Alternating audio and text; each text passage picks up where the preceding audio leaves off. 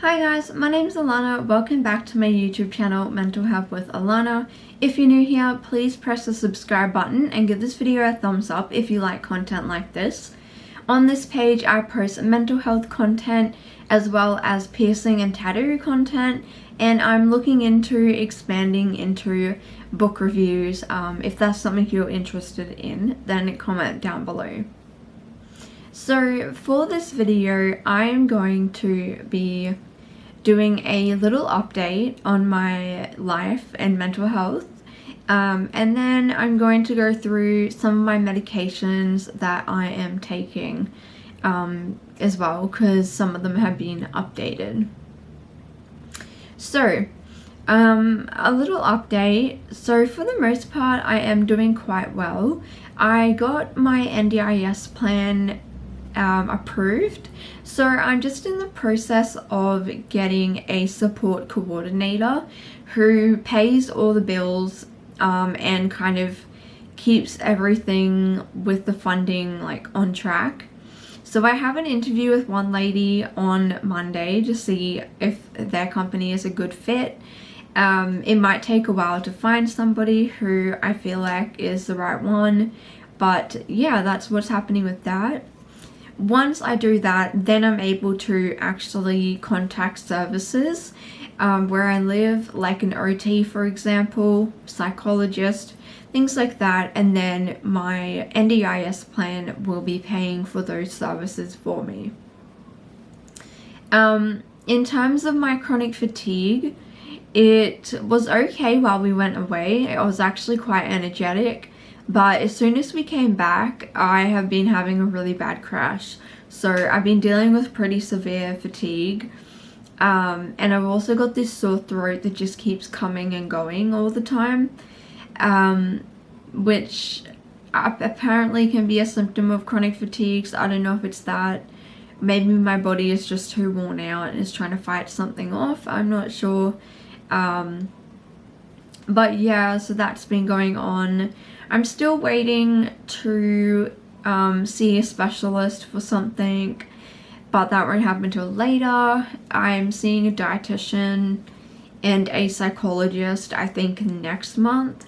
And as of the 16th of April, I'm starting the outpatient DBT program that I've signed up for, and I think it goes for about 20 weeks. So I'm really hoping that DBT is going to be good, because I have done it before, but it was like 3 or 4 years ago, so I don't really remember much of the content. And the facilitator who runs it was very kind and empathetic, and when I had to leave it to go into hospital, she did say to me that she'd love me to come back to the group, so that's what I'm doing. In terms of, I suppose I'll just go through my mental illnesses and just, you know, tell you how it's going. In terms of bipolar, I haven't had any sort of episode or issue since that last short, like, hypomanic episode. That's been all good. BPD has been kind of bad lately, like very strong and all over the place. But there's the other thing, is that I'm coming off the contraceptive birth control pill.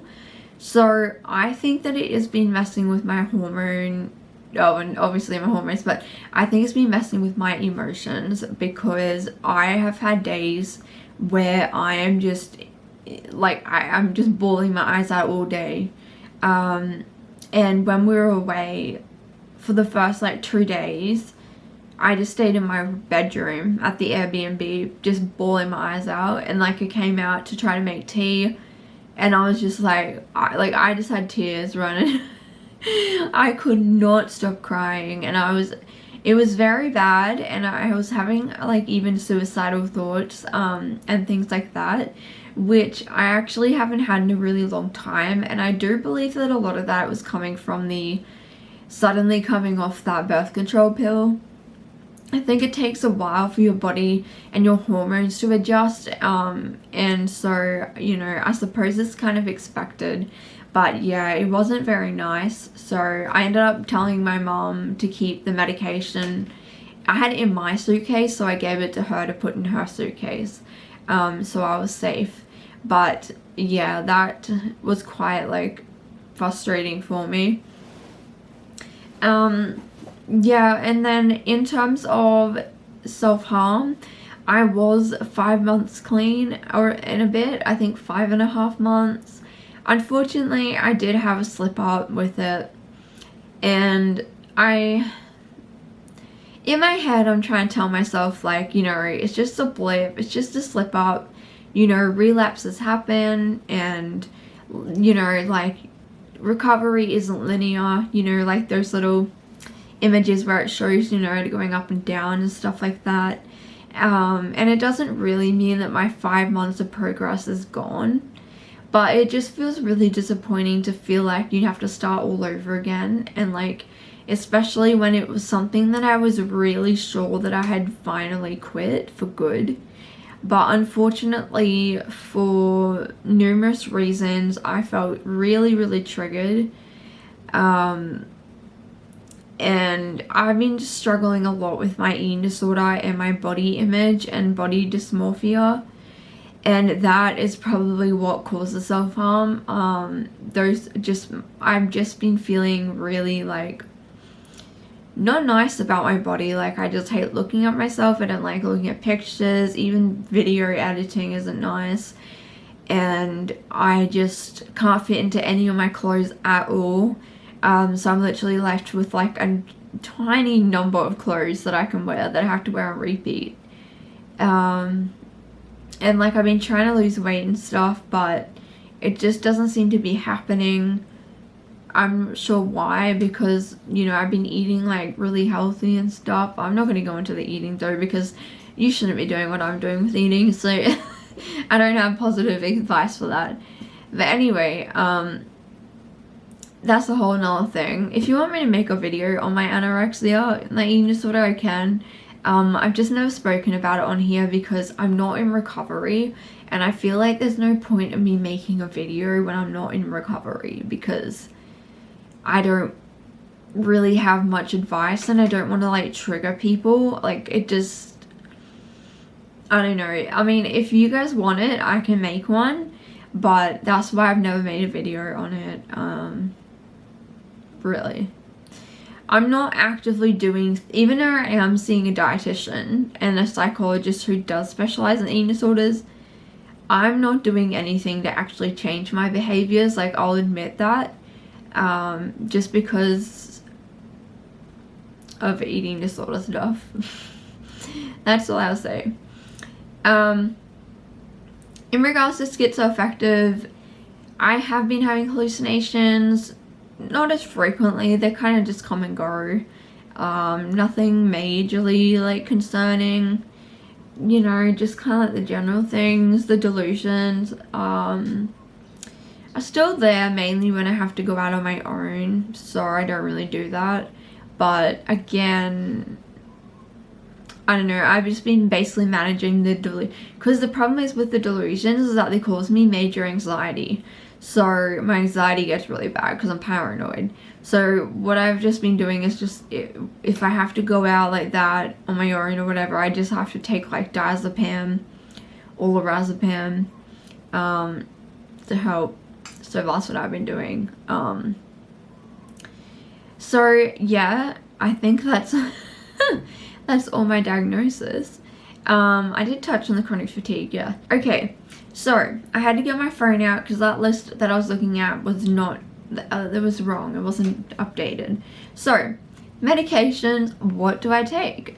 Okay, I don't have an issue sharing what I take. I know some people say that they don't like sharing because what works for them might not work for you. But I'm not telling you to actually go to your doctor and ask about these ask to be on these medications. I just think it's helpful for people to know like what medications you may have tried, and just kind of give a bit of educational advice around it.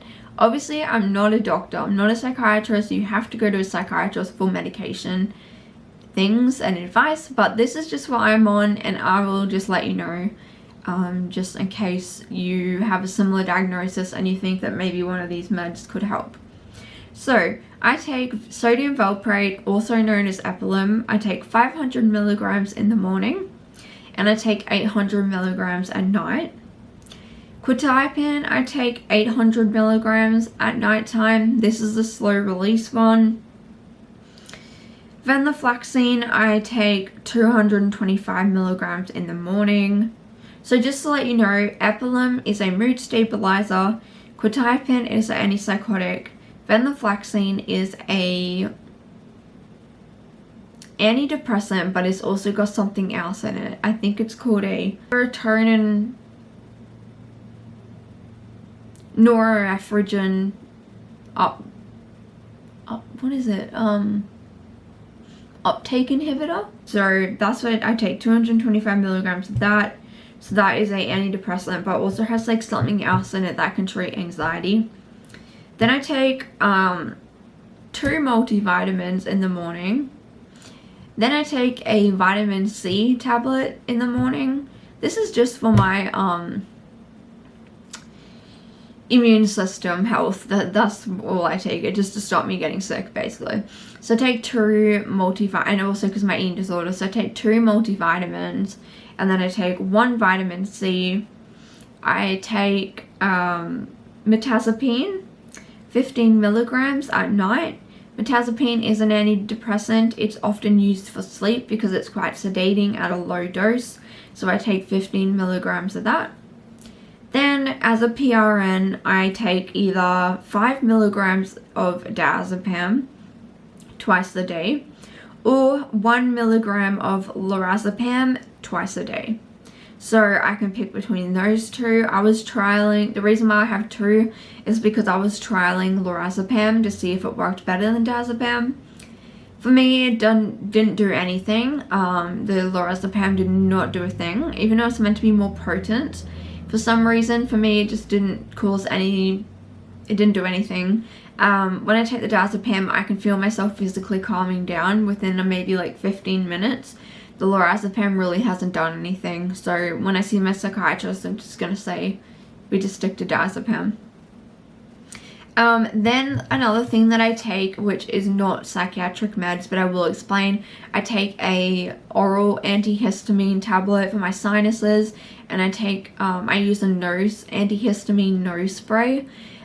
This is because I have very severe sinus issues that cause me incredibly bad headaches and jaw pain and face pain and just, oh my gosh, so bad. So I take those 2 because if I don't take them 2 together, I will have terrible sinus pain. Then I also take this other medication. It's a natural kind of laxative thing. I'm going to be honest and say, look, when you're on this many medications, you're going to get constipated. It doesn't matter how much fruit or vegetables I eat, which I eat a lot of fruit and vegetables. You know, and I even use this natural like product called Benifiber, which you put in your tea or whatever it is. You can't taste it, it's in your water. It's natural, and you put that in there and that can help. I've tried pear juice, prune juice. I mean, I've tried it all, you know. And the problem is because I've had a issue with my eating disorder with overusing laxatives. Obviously that's not really a good idea. So the reason why I've been prescribed this other thing is because it's, my mom has it too. It's like just a natural thing. It's not going to cause you any harm. To be honest, I don't think it really works, but you know, what are you going to do? That's just the reality of being on so many meds. It is very frustrating. If you would like me to do a video talking specifically about medications and side effects, I can do that. This video is going to be too long, so I'm not going to go into side effects, but if you'd like me to go through each medication and talk about the side effects that I've experienced, then I'm happy to do so. Just let me know in the comments down below. But that is basically it for my short life update.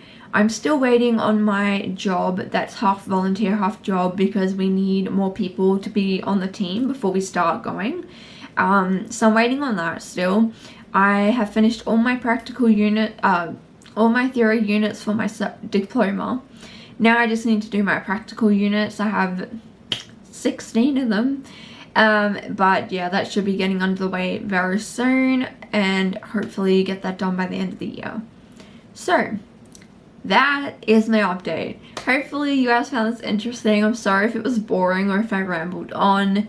I tried out a new makeup look today, so let me know if you like it. And yeah, thank you guys so much for following and watching my videos. It means a lot to me, and I will see you in next week's video.